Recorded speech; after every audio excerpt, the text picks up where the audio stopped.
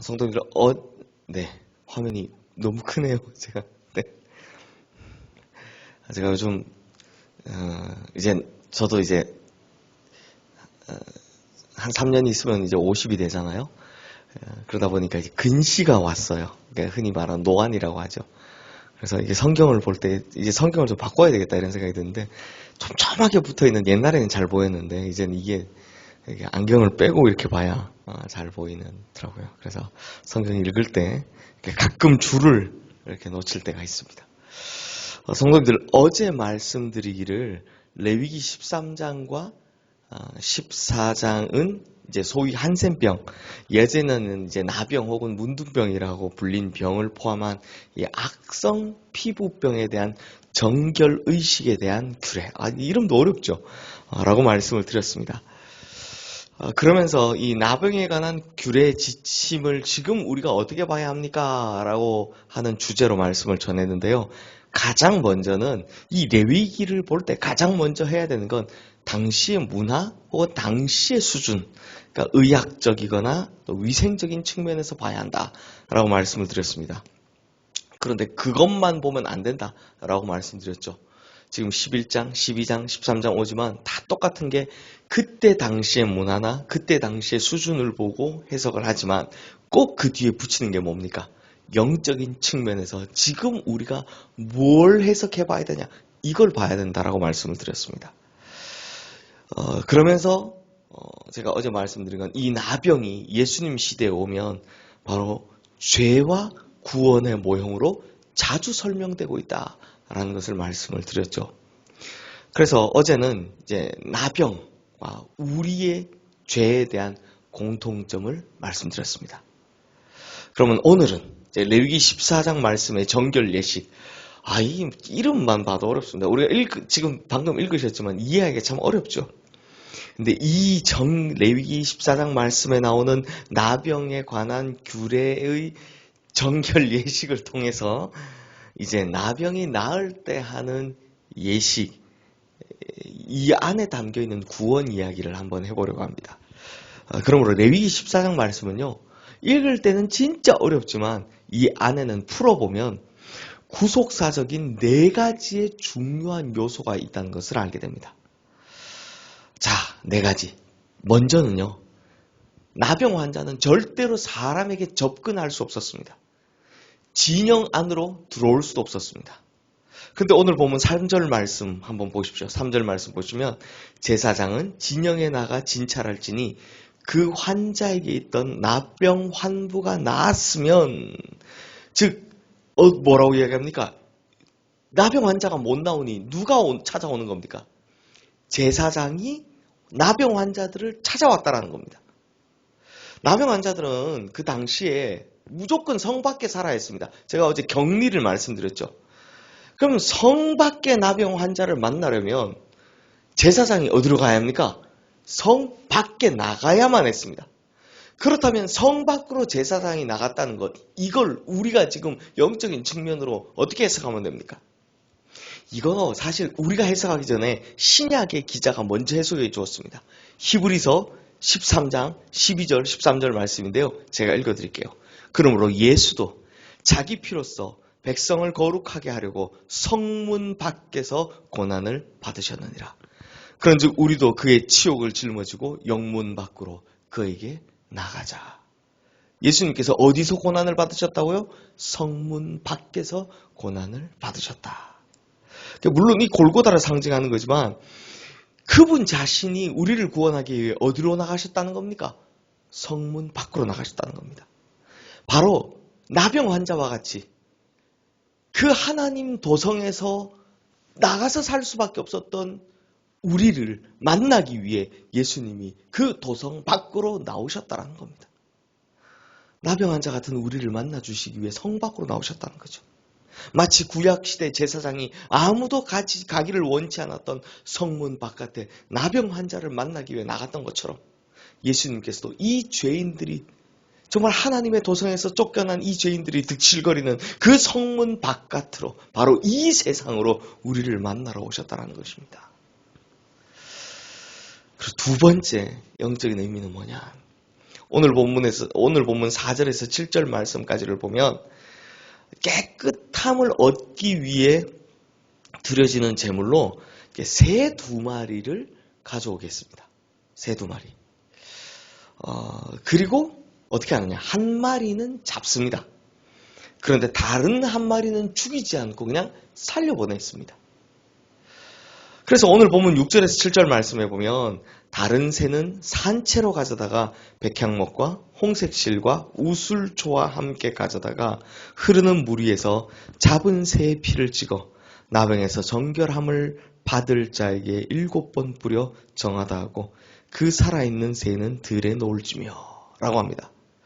자, 여기엔 2마리의 새가 나오죠. 어떤 새가 나온다고요? 죽은 새와 산 새. 죽은 새와 산 새. 이게 뭘 의미하는지 아시겠습니까? 바로 예수 그리스도의 죽음과 부활입니다. 예수 그리스도의 죽음과 부활이 이 제물 안에 담겨져 있는 것입니다. 그의 피 흘림이 죄 사함의 근거가 되었다면 그의 부활이 우리로 하여금 새 생명 가운데 살게 했다라는 것이 이 2마리의 새를 통해 우리에게 보여주고 있는 것이죠. 자, 그리고 세 번째, 이 나병 환자들이 정결함으로 선포를 받고 새로운 삶을 살기 시작하기 위해선 뭐가 필요했냐? 스스로 씻는 작업이 필요했습니다. 오늘 보면 8절 9절 말씀입니다. 다시 한번 보겠습니다. 정결함을 받는 자는 그의 옷을 빨고 그의 모든 털을 밀고 물로 몸을 씻을 것이라. 그리하면 정하리니 그 후에 진영에 들어올 것이나 자기 장막 밖에 이레를 머물 것이요. 7째 날에는 그의 모든 털을 밀되 머리털과 수염과 눈썹을 다 밀고 그의 옷을 빨고 몸을 물에 씻을 것이라. 그리하면 정하리라. 이 말씀 마지막에 보면 몸을 물에 씻을 것이라 라고 말씀합니다. 이게 그렇잖아요. 한번 보십시오. 이미 준비된 제물로 말미암아 내 죄의 씻음이 피로 씻음을 받았습니다. 그런데 아직도 씻을 일이 남았다라는 겁니다. 그렇죠? 성도님들 그렇지 않습니까? 제물을 통해서 이 제물의 피 흘림을 통해서 내 죄가 씻겼습니다. 그럼 거기서 끝인데 다시 한번 하나님이 뭐라고 말씀하시냐? 물로 몸을 씻으라라고 말씀을 하십니다. 그러니까 2번 씻음을 이야기하는 거죠. 그럼 이게 뭐냐? 이건요. 예수 그리스도의 십자가의 피 흘리심이 우리의 모든 죄를 씻어내신 용서의 근거가 되었지만 결국 우리에게도요. 예수 그리스도를 받아들이고 그 피 흘림을 통해 정결함을 얻는 책임이 있다는 겁니다. 이걸 우리가 아주 간단히 설명하면 늘 회개하며 살아야 한다는 겁니다. 그러니까 예수 그리스도의 피 흘림으로 내 죄가 다 씻음 받았습니다. 이게 끝이 아니라 순간순간마다 목욕하며 살듯 우리의 죄를 회개하며 살아야 한다라는 이야기를 하고 있는 겁니다. 자, 마지막으로 4번째, 회막문에서 회복의 제사를 드립니다. 이게 성 안으로 들어오기 마지막 의식이 바로 이건데요. 회막문에서 회복의 제사를 지내는 거죠. 회막으로 와서 무슨 제사를 지내느냐? 속건제, 소제, 번제, 속제제. 이렇게 4가지의 제사를 드린다는 겁니다. 오늘 보면 10절 말씀인데요. 우리 함께 읽겠습니다. 8째 날에 그는 흠없는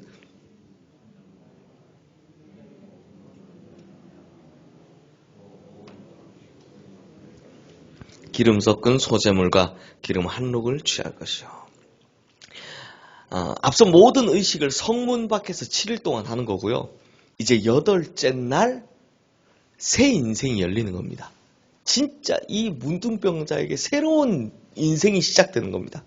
그래서 이 새로운 인생을 상징하는 행위로 14절 말씀해 보면 제사장은 그 속건 제물의 피를 취하여 정결함을 받을 자의 오른쪽 귓부리와 오른쪽 엄지손가락과 오른쪽 엄지발가락에 바를 것이요 라고 합니다.